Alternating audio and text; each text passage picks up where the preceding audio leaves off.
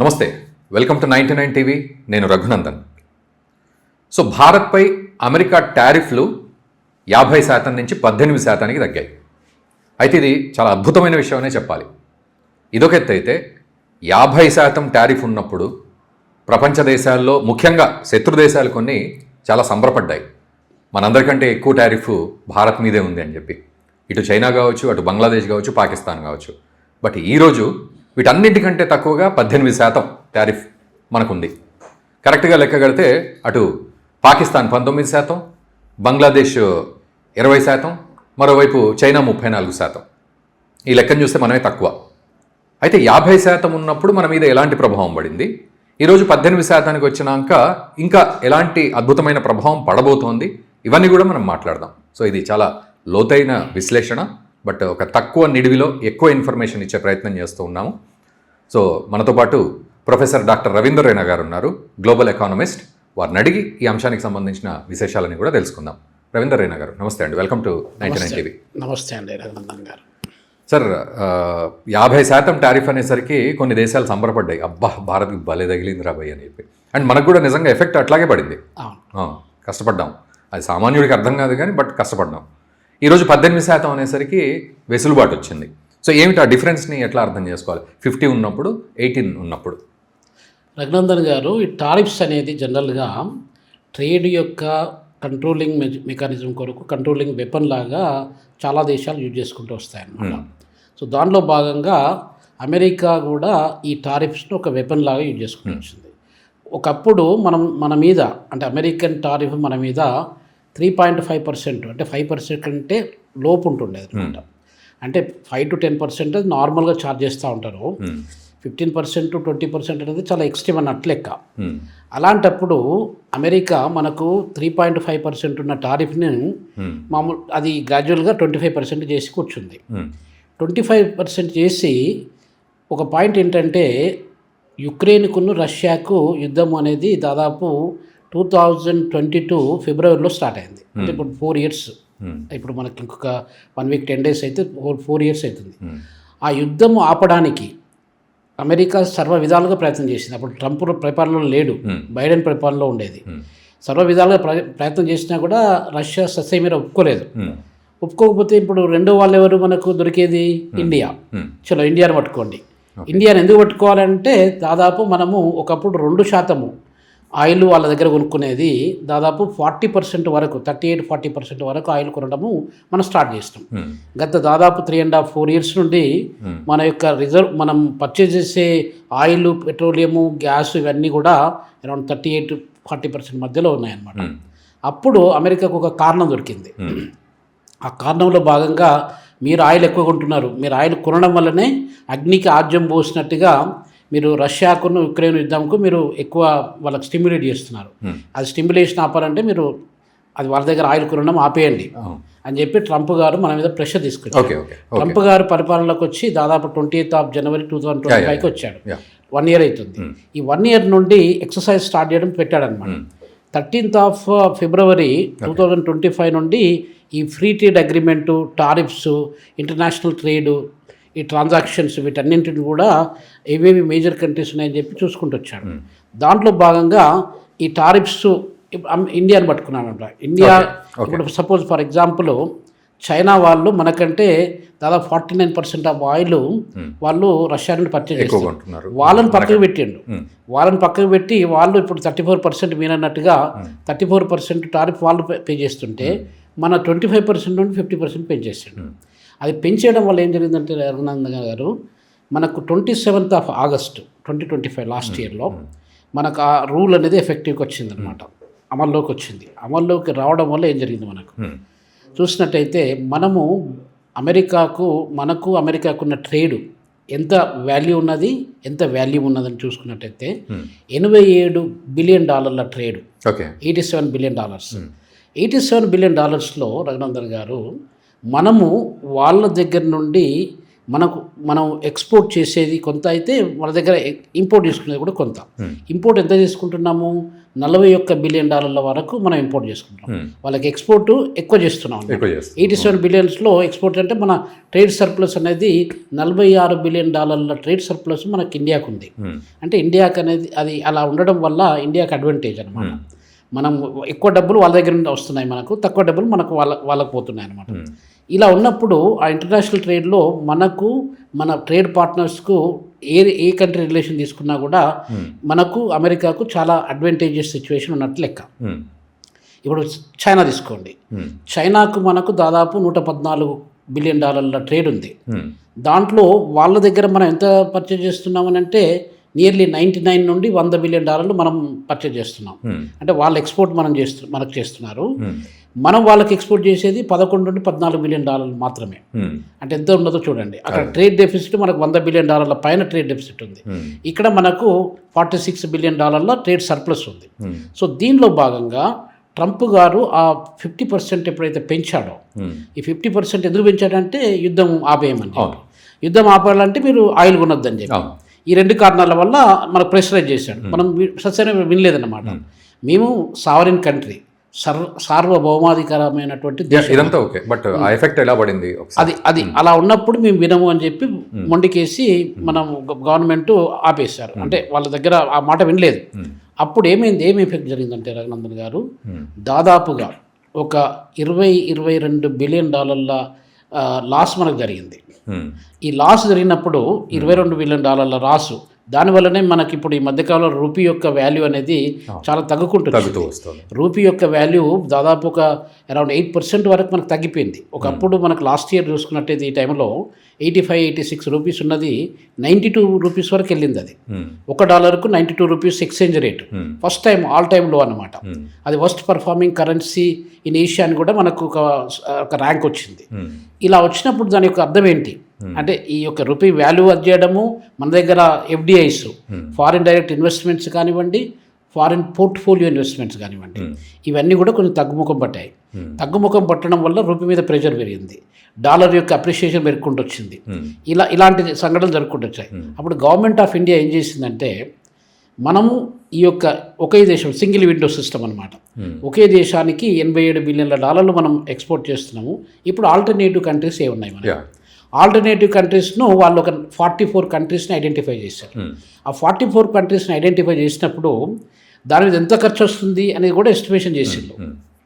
20,000 కోట్ల రూపాయలు, 20,000 కోట్ల రూపాయలని ఖర్చు పెట్టి ఆ ఛానల్స్ను, మార్కెటింగ్ ఛానల్స్ను, మన యొక్క గ్లోబల్ వాల్యూస్ దాని చైన్ సిస్టమ్ అంటే మన సప్లై చైన్ సిస్టమ్ను ఎస్టాబ్లిష్ చేయడానికి 20,000 కోట్ల రూపాయలు.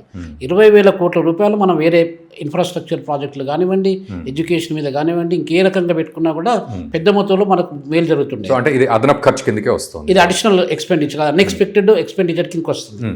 అంటే అక్కడున్న దెబ్బను మనం తట్టుకోవడానికి మనకు లాంగ్ టర్మ్లో ఏది చేసుకోవచ్చు అనేది ఆలోచన చేస్తే 44 కంట్రీ. బట్ ఒక రకంగా ఇది ఆపర్చునిటిస్టిక్గా మనం ఆలోచించగలిగి ఒక ఆపర్చునిటీగా, బట్ స్టిల్ 20,000 కోట్లు మనం దానికి ఖర్చు పెట్టాల్సి వస్తుంది. ఇప్పుడు నమీబియా ఉందనుకోండి, నమీబియాకు మనకు మంచి రిలేషన్ ఉంది. నమీబియాలో జనాలు ఎంతమంది, నేను నమీబియాలో పనిచేశాను 3 years పాటు, నేను నమీబియాలో పనిచేశాను. 2009 నుండి 12 మధ్యలో పనిచేశాను. నమీబియాలో జనాలు ఎంత, 2.5 లక్షల మంది కూడా లేరు అక్కడ. 2.5 లక్షల జనాలు మీకు ఈ మన జూబ్లీ హిల్స్ ఏరియాలో ఒక 2-3 వాడాలు తీసుకున్నట్టు 2.5 లక్షలు ఉంటారు. వాళ్ళతో మనం ట్రేడ్ చేయడం వల్ల మనకి ఎంత కవర్ అప్ కాదు కదా. అదే అమెరికాలో మనకు 34 కోట్ల మంది జనాలు ఉన్నారు అక్కడ, అంటే 340 మిలియన్ల జనాలు ఉన్నారు. వాళ్లకు ఎక్స్పోర్ట్ చేసి, ఇప్పుడు బోట్స్వానా ఉన్నది, సౌత్ ఆఫ్రికా పక్క దేశం. బోట్స్వానాలో కూడా జనాభా ఎంత, 2-2.5 మిలియన్లు మాత్రమే. సో ఇలా చిన్న చిన్న దేశాలు, అంటే అట్లాంటి 44 దేశాలు తీసుకొని 44 విండోల ద్వారా మీరు ఎక్స్పోర్ట్ చేయడం అనేది చాలా కష్టమైన భారతదేశానికి. ఇప్పుడు ఏం జరిగిందంటే ఈ మధ్యన డెవలప్మెంట్స్, ఈ గత ఫ్యూ వీక్స్ నుండి ఏం డెవలప్మెంట్ జరిగాయంటే, అంటే బిఫోర్ దట్ సార్, మీరు ఇప్పుడు ఫ్యూ వీక్స్ కంటే ముందు, అవునండి, మీరు అన్నట్టు అదే కష్టకాలంలో కనుక మనం ఉండి ఉంటే ఇంకా ఎఫెక్ట్ ఈ ఖర్చు ఒక్కటే పడేదా, లేకపోతే మళ్ళీ ఎకానమీ మీద కూడా దెబ్బ పడే ఎకానమీ కూడా పడుతుండేదండి. మన ఎకనామిక్ గ్రోత్ అనేది we are the fastest growing economy in the world. మొత్తం ఎమర్జింగ్ ఎకనామీస్, మార్కెట్ ఎకనామీస్ తీసుకున్నట్టయితే 7.2% 7% అబోవ్ ఏ ఎకనామీ కూడా గ్రో కావట్లేదు పెద్ద దేశాలలో. చిన్న చిన్న దేశాలు కొన్ని గ్రో అవుతుండొచ్చు. చైనా తీసుకోండి, China is the fastest growing economy in the whole world almost for 15 years. 15 years అంటే ఇప్పుడు దాదాపు మీకు 10 నుండి 15% వరకు వాళ్ళు గ్రో అయ్యారు. మనం ఇప్పుడు 7% గ్రో, హాఫ్. అయినా కూడా చైనాది ఎంత గ్రో అవుతున్నారంటే ఓన్లీ 4.2%. దాంతో కంపేర్ చేస్తే IMF కూడా డిక్లేర్ చేసింది వీఆర్ ద ఫాస్టెస్ట్ గ్రోయింగ్. ఆ ఫాస్టెస్ట్ గ్రోయింగ్ అనేది మనకు స్లో డౌన్ అయిపోతుంది అనమాట. స్లో డౌన్, ఇన్వెస్ట్మెంట్స్ చాలా పడిపోయినాయి మనకు. అందువల్లనే మీకు చెప్పాను కదా ఇంతకుముందు, రూపీ వాల్యూ అనేది చాలా వరకు అంత స్ట్రెయిన్ ఎప్పుడు కాలేదు ఈ రూపీ ఈ మధ్య కాలంలో, అది తగ్గిపోయింది అనమాట. ఇప్పుడు మళ్ళీ రివర్స్ ఫెనామినా ఎందుకు వచ్చింది అని మనం చూసినట్టయితే రఘునందన్ గారు, మనము యూరోపియన్ యూనియన్కును ఇండియాకు FTA ఫ్రీ ట్రేడ్ అగ్రిమెంట్ అనేది మొన్న జరిగింది. 26th January రోజు వాళ్ళు మనకు రిపబ్లిక్ డే సందర్భంలో ఊర్షులా వండర్ లయన్ అని ఆమె, she is the president of European కమిషన్కి. తర్వాత మన ఆంటోనియో కోస్టా అని చెప్పి ఆయన యూరోపియన్ పార్లమెంటుకు ఆయన ప్రెసిడెంట్. వాళ్ళిద్దరు కూడా మన దగ్గర గెస్ట్ లాగా వచ్చారు రిపబ్లిక్ డేకి. ఆ సందర్భంలో వాళ్ళకు ఒప్పందాలు జరిగాయి. ఈ ఒప్పందాలు కూడా చాలా సంవత్సరాలు పెండింగ్లో ఉండే. అసలు యాక్చువల్గా 2007లో స్టార్ట్ చేసిన దశల వారీగా 13లో ఒకసారి 18లో ఒకసారి ఇలా అయ్యి మొత్తం కంప్లీట్ కాలేదన్నమాట అగ్రిమెంట్స్. ఇప్పుడు మన అగ్రిమెంట్స్ కావడానికి వాళ్ళు ఒక అడుగు ముందుకేయడము, ఆ ముందుకేయడం వల్ల వాళ్ళకు లాభాలు ఎక్కువగా మదర్ ఆఫ్ ఆల్ డీల్స్ అని చెప్పి అది చేయడము, ఇవన్నీ జరిగినాక అమెరికాకి ఇమీడియట్గా భయం పట్టుకున్నది. ఇప్పుడు యూరోప్ ఇండియా కలిసినట్టయితే మా పరిస్థితి ఆల్రెడీ మేము షేక్ అవుతున్నాం. గ్లోబల్ ఎకనామిక్ ఆర్డర్లో కానీ స్టాండింగ్లో కానీ వీఆర్ లూజింగ్ ద గ్రౌండ్. అంటే ఇప్పుడు ఏం చేయాలి మనము? స్ట్రాటజిక్గా మేము టారిఫ్ తగ్గిస్తాం. ఈ తగ్గించడం వల్ల మనకేం జరుగుతుంది? ఇప్పుడు పెంచడం వల్ల ఏం జరిగిందంటే అమెరికా కూడా నష్టం జరిగింది. అమెరికాలో ఇన్ఫ్లేషన్ పెరగడము, అక్కడ కూరగాయలు కొనుక్కోవడానికి కూడా వాళ్ళు అప్పులు తీసుకోవడము, ఇట్లాంటివన్నీ కూడా జరుగుకుంటూ వచ్చినాయి. అయితే ఇప్పుడు మనకు ఈ స్ట్రాటజీ అనేది, ఇప్పుడు డెన్మార్క్లో ఒక అటానమస్ బాడీ అయిన గ్రీన్లాండ్ను మేము ఆక్రమించుకుంటాం, అది మా దేశంలో భాగం అని చెప్పడము. డెన్మార్క్ అనేది ఎక్కడ నుండి? యూరోపియన్ యూనియన్ నుండి. యూరోపియన్ యూనియన్లో 27 కంట్రీస్ ఉంటే వాళ్ళు కలిసికట్టుగా అమెరికాను ఎదిరించేటువంటి శక్తి కానీ ధైర్యం కానీ వాళ్ళ దగ్గర లేదు. ఎందుకంటే యూరోప్ మొత్తం డిస్ట్రాయ్ అయిపోయినప్పుడు సెకండ్ వరల్డ్ వార్లో అమెరికా వాళ్ళ కొరకే ప్రత్యేకమైన బ్యాంకును పెట్టింది. అది వరల్డ్ బ్యాంక్ అని అంటాం మనం. దాని యాక్చువల్ పేరు IBRD అంటారు. IBRD అంటే international bank for reconstruction and development. అది దేని కొరకు పెట్టారు? యూరోప్ను రీకన్స్ట్రక్ట్ చేయడానికి. అంత ఆదుకున్నటువంటి అమెరికాను వాళ్ళు ఎదిరించడం అనేది వాళ్ళకు అంత ధైర్యం లేదు. ఇప్పుడు వాళ్ళకి ఎట్లా ధైర్యం వచ్చిందంటే, ఈ డెన్మార్క్ను అది చేస్తున్నారు, అమెరికా ఒకప్పుడు మమ్మల్ని కూడా ఆక్రమించుకుని యూరోప్ కూడా మాదే అని చెప్పి మనం ఆశ్చర్యపడాల్సిన అవసరం లేదు. సో కాబట్టి ఎమాన్యుయల్ మ్యాక్రన్ కానివ్వండి, లీడర్స్ వీళ్ళు కొంచెము రియలైజ్ అయిపోయి చలో ఎన్ని రోజులు మనం ఇట్లా బానిసల్లాగా ఉంటాం అనే ఉద్దేశంతో వాళ్ళు they are trying to come close to India అనమాట. అంటే సారీ ఫర్ ద ఇంటరప్షన్. అవునండి, డొనాల్డ్ ట్రంప్ ఏం చేశాడు? టారిఫ్లతోటి బెదిరిద్దామని ప్రపంచాన్ని చూశాడు. కానీ అది ఒక రకంగా చెప్పాలంటే భారత్ వల్ల గట్టిగా బూమెరాంగ్ అయింది అనే ఆలోచన మనం కరెక్టేనా? ఇంకా అప్పుడు ఇప్పుడు ఈ రకంగా చూస్తే ఇప్పుడు మన స్టాండ్లో మనం ఉన్నాం. మనము వాళ్ళు బెదిరిపోయి చేంజ్ అవుతారని చెప్పి ముందు అనుకున్నాడు. మనం బెదరకపోవడం వల్ల ఏం చేసినాడంటే చలో ఆప్షన్ ఇంకేమున్నది, ఆల్టర్నేటివ్ కొంచెం తగ్గిద్దాం అని చెప్పి 18% తగ్గించారు. 18 అంటే పాకిస్తాన్ తీసుకోండి.